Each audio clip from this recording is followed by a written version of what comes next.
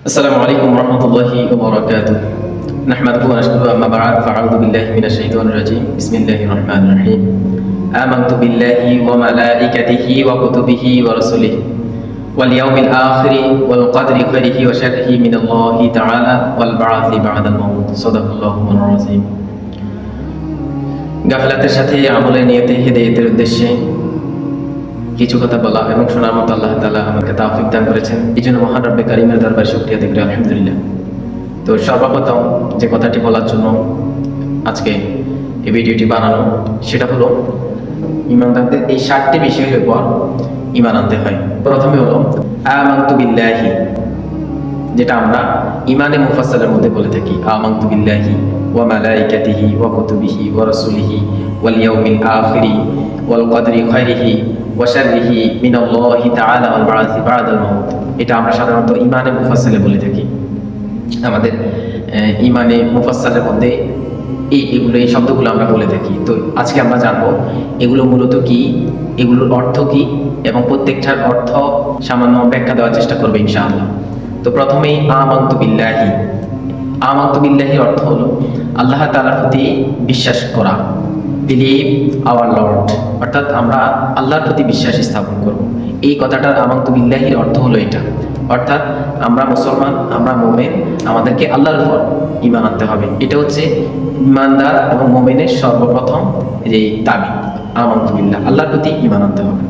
2 নম্বর হলো ওয়া মালাইকাতিহি, ফেরেশতাদের প্রতি বিশ্বাস, বিলিভ দ্য এঞ্জেল, অর্থাৎ ফেরেশতাদের প্রতি বিশ্বাস স্থাপন করতে হবে। আল্লাহ তাআলা মানব জাতি সৃষ্টি করার আগেও আল্লাহ তাআলা ফেরেশতাদেরকে সৃষ্টি করেছেন, এবং তাদেরকে এবং মানুষদেরকে সৃষ্টি করার আগে আল্লাহ তাআলা ফেরেশতাদের সাথে পরামর্শ করেছেন। তিনি বলেছেন সূরা বাকারার একটা আয়াতে, ওয়া ইযা ক্বালা রাব্বুকা লিল মালাইকাতি ইন্নী জাইলুন ফিল আরদি খলিফা। এটার অর্থ হলো আল্লাহ তাআলা ফেরেশতাদেরকে ডেকে বলেন, আমি জমিনের মধ্যে এমন একটা মানব গোষ্ঠী বানাইতে চাই, তোমরা কি বলো।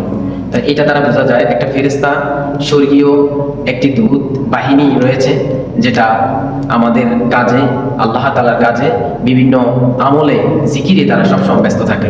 তাদেরকে ইংলিশে বলা হয় এঞ্জেল, বাংলাতে হচ্ছে স্বর্গীয় দূত, ফার্সিতে বলা হয় এটাকে ফেরেশতা।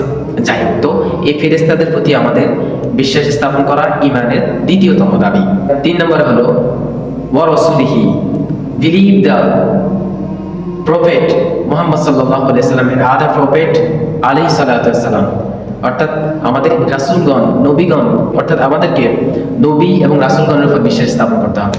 পৃথিবীতে আদম আলাইহিস সালাতু ওয়াস সালামের পর থেকে আমাদের নবী মুহাম্মদ সাল্লাল্লাহু আলাইহি সাল্লাম পর্যন্ত প্রায় 1.5 লক্ষ, মতান্তরে 2 লক্ষ 1.5 লক্ষ নবী পয়গম্বর আল্লাহ তাআলা যুগ যুগ ধরে পৃথিবীতে মানব গোষ্ঠীর উপর অবতীর্ণ করেছেন, পাঠিয়েছেন, যেন আল্লাহ তাআলার একত্ববাদ ইলাহি, আল্লাহ তাআলার একত্ববাদ ইলাহি বর্ণনা করার জন্য। তিনি যে এক, এটা ধারে ধারে নিয়ে বোঝানোর জন্য আল্লাহ তাআলা যুগে যুগে অনেক নবী রাসূল প্রেরণ করেছেন। অতএব আমরা এই নবী রাসূলগণের উপর বিশ্বাস স্থাপন করতে হবে। সর্বশেষ আমরা হচ্ছে মুহাম্মদ সাল্লাল্লাহু আলাইহি সাল্লামের উম্মত। রাসূল সাল্লাল্লাহু আলাইহি সাল্লাম একটি হাদিসে বলেন যে, আনা খাতামুন নাবিয়্যিনা লা নাবিয়্যা বা'দি, আমার পরে আর কোনো নবী আসবে না।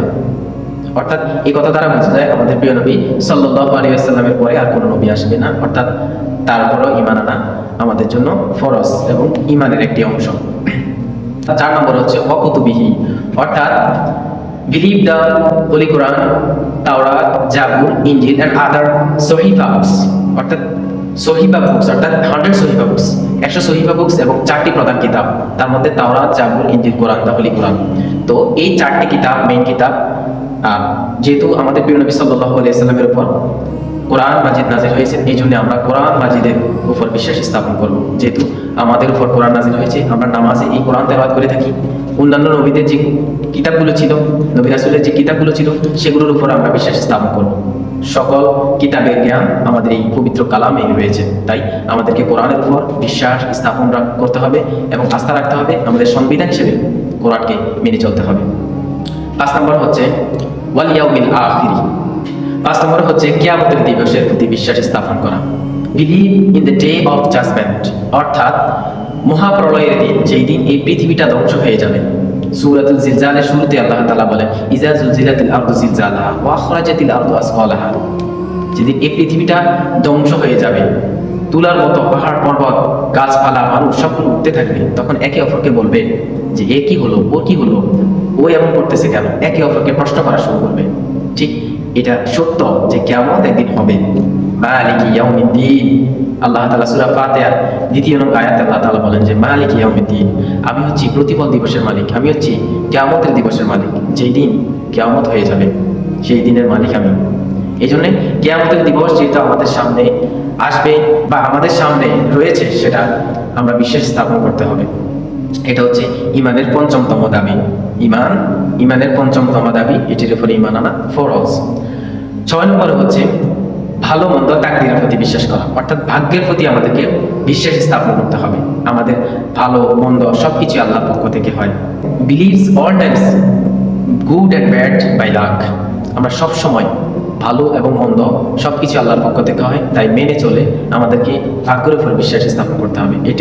এটাও ইমানের একটি দাবি এবং ইমানের একটি অংশ। সর্বশেষ যেটা 7 নম্বরে যে বিষয়ের উপর আমাদের ইমান আনতে হবে, সেটা হচ্ছে পুনরায় জীবিত হওয়ার প্রতি আমাদেরকে ইমান আনতে হবে। অর্থাৎ আল্লাহ তাআলা আমাদেরকে পুনরায় জীবিত করবেন, এটার প্রতি আমাদের বিশ্বাস স্থাপন করতে হবে। Believe in the again living for আখিরাহ, অর্থাৎ আখিরাতে আমাদেরকে আবার পুনরায় জীবিত করবে, এই জিনিসটা আমরা বিশ্বাস করতে হবে। আমরা যদি এটা বিশ্বাস করি যে আমরা মরে গেলে আমরা পচে যাব, আমাদেরকে পোকামাকড় খেয়ে ফেলবে, আমাদেরকে আর কোনো হিসাব নিকাশ হবে না, তাহলে সেটা হবে ভুল। অতএব আমাদেরকে আখিরাতের প্রতি বিশ্বাস স্থাপন করতে হবে। সম্মানিত দর্শক, আমি যেটা বুঝতে চাইছি আজকে সেটা হলো ইমানের 7টি বিষয়। তার মধ্যে 1 নম্বর হলো আমানতু বিল্লাহ ওয়া মালাইকাতিহি ওয়া কুতুবিহি ওয়া রাসূলিহি ওয়াল ইয়াউমিল আখিরি ওয়াল কদরি খাইরিহি ওয়া শাররিহি মিনাল্লাহি তাআলা ওয়াল বা'থি বা'দাল মাউত। অর্থাৎ 7টি বিষয়ের উপর আমাদেরকে ঈমান আনতে হবে। ধৈর্য ধরে আপনি দেখছেন, এই জন্য আপনাকে অসংখ্য ধন্যবাদ। বোঝানোর চেষ্টা করেছি আমাদের ঈমানের 7টি বিষয়ের আমাদের কি কি বিষয়ের উপর আমাদের ঈমান আনতে হবে, সামান্যটুকু ব্যাখ্যা দেওয়ার চেষ্টা করছি। যদি ভালো লেগে থাকে তাহলে সবসময় পাশে থাকবেন, সাবস্ক্রাইব করে রাখবেন অন্যান্য ভিডিও পাওয়ার জন্য। ধন্যবাদ। ওয়া মা আলাইনা ইল্লা বালাগ। আসসালামু আলাইকুম ওয়া রাহমাতুল্লাহি তাআলা ওয়া বারাকাতুহু।